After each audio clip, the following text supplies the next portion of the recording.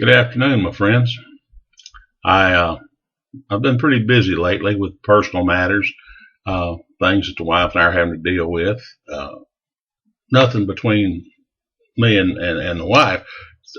We're having some issues we're having to deal with together.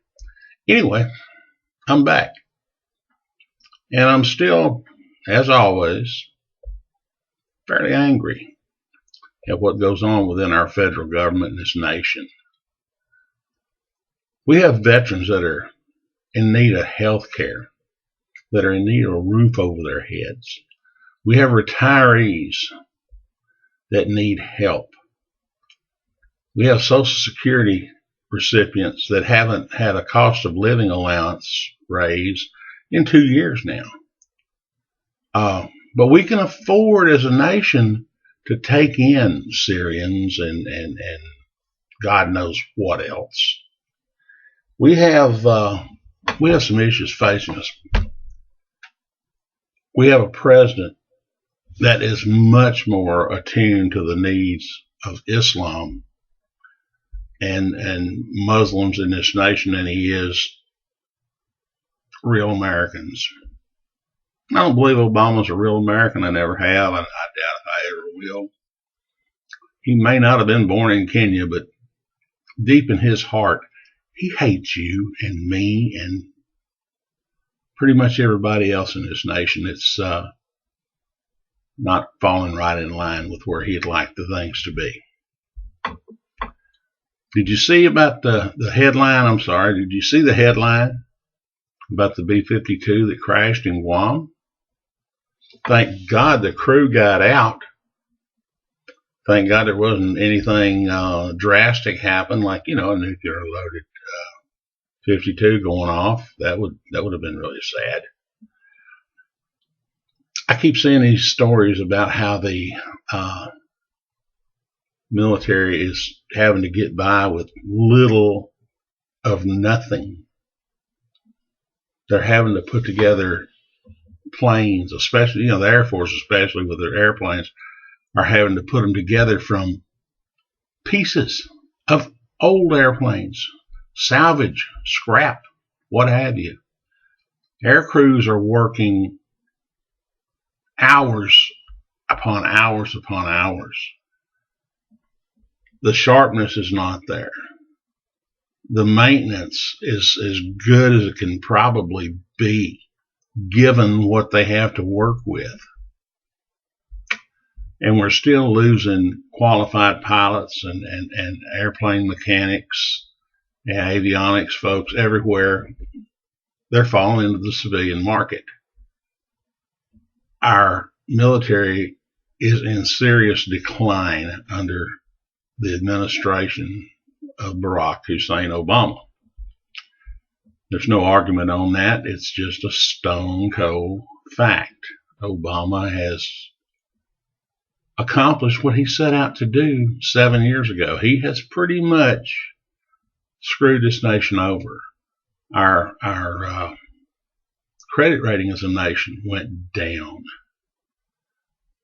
Our airplanes are being intercepted by Chinese and or Russian fighter aircraft in international airspace in an attempt to intimidate our air crews.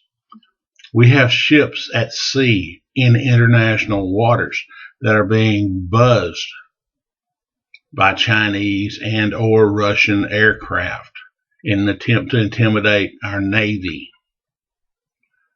Helicopters circling U.S. military ships,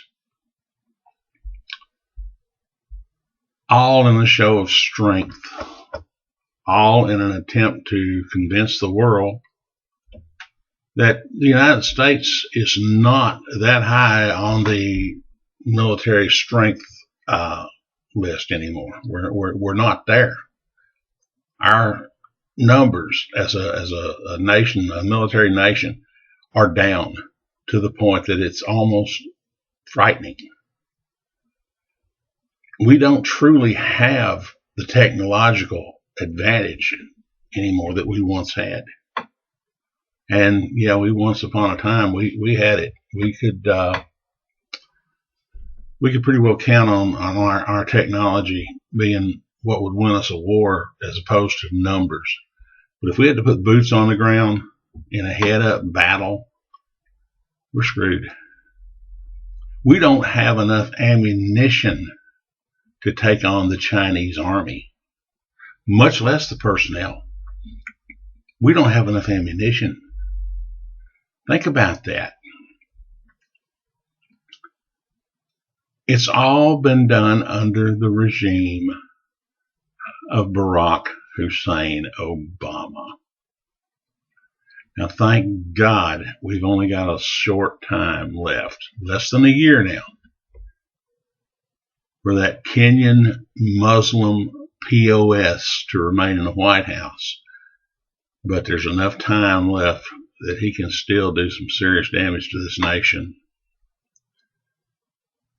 I only hope that somehow our senators and our congressmen find the strength, the courage, the fortitude, the balls to stand up against him. I mean, I don't know why I should expect that now. They haven't for the last 7 years.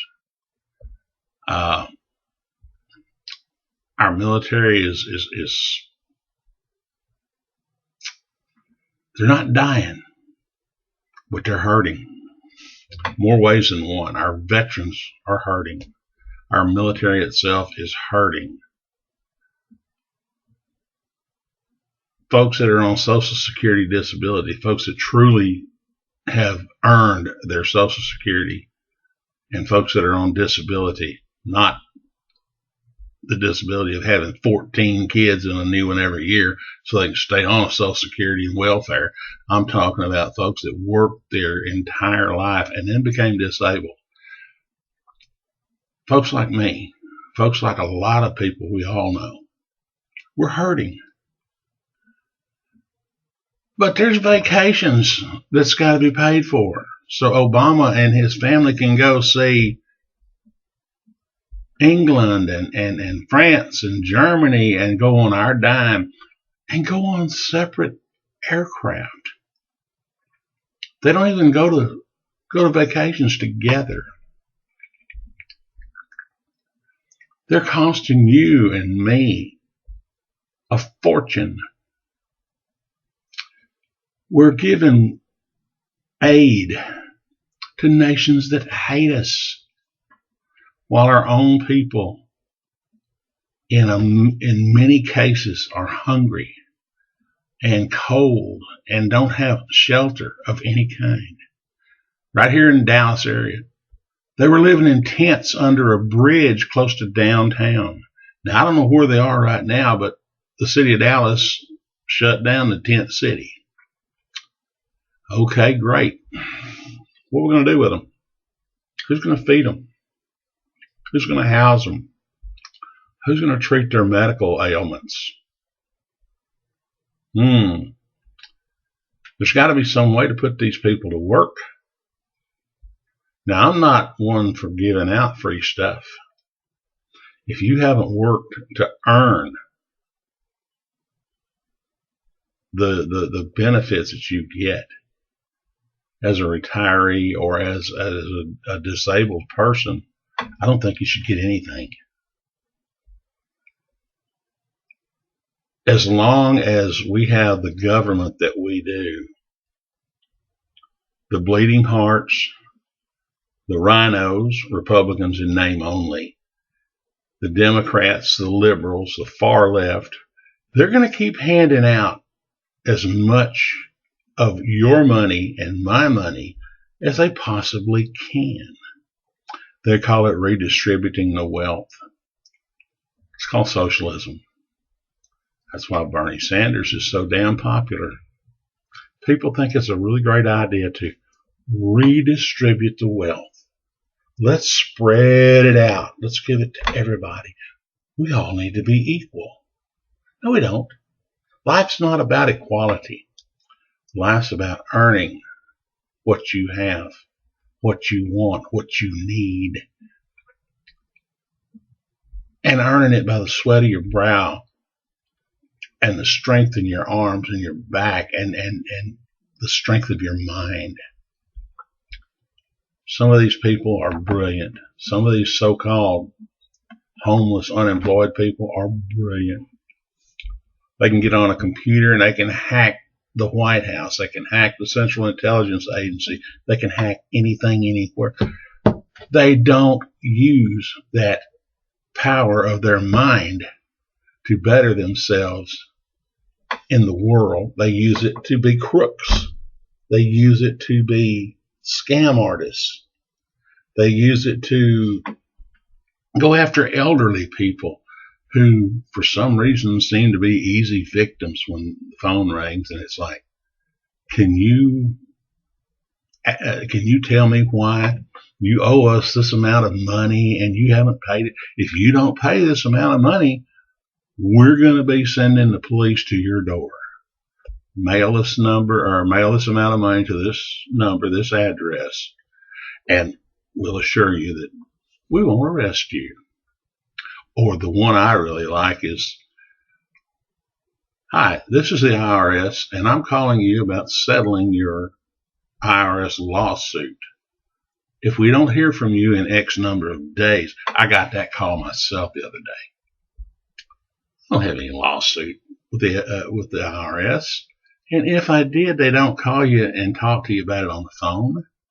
They send somebody to your door and you hear IRS open up. It's just the way it works. We live in a corrupt nation, and the corruption starts at the very top, and it filters all the way down from the president through the administration of the president, the executive branch, filters down into the legislative branch, to a great many, if not nearly all, of the Democratic Party, and an extremely great and troubling number of Republicans, and in some cases now so-called thought to be conservatives. My friends, I don't know if Donald Trump's going to be the right choice, but he's all we got. I keep seeing these people and hearing them. I wouldn't vote for Trump. I'm going to write in Ted Cruz. Ted Cruz isn't running. Ted Cruz being written in is a wasted vote that you're giving to Hillary Clinton or Bernie Sanders, whichever one of those two idiots happens to make the Democratic ticket. If you write in Bugs Bunny, you just gave Hillary or Bernie a vote. It's just that simple. I've tried to tell people this before. You can't sit it out. That's not sitting out and refusing to vote is not the right thing to do. It's not an act of protest. It's an act of submission. You want a Democratic president? Sit it out. Don't go vote. You want a Democratic president? Write in Ted Cruz. Donald Trump might not be the right one. He may not be the best one. But what the hell we got to lose?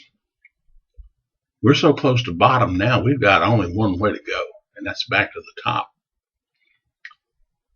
I'm not making this post to tout Donald Trump per se, but I'm just telling you right now, we either do something different or America is had. I'm TexasFred. I'm still madder than hell. And I'm going to keep on hammering for as long as I'm able. Thank you for your time. Thank you for listening to what I have to say.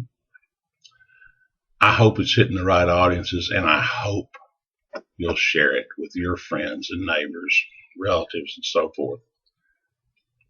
We got to get the word out, my friends. This is the best way I know. You have a good day.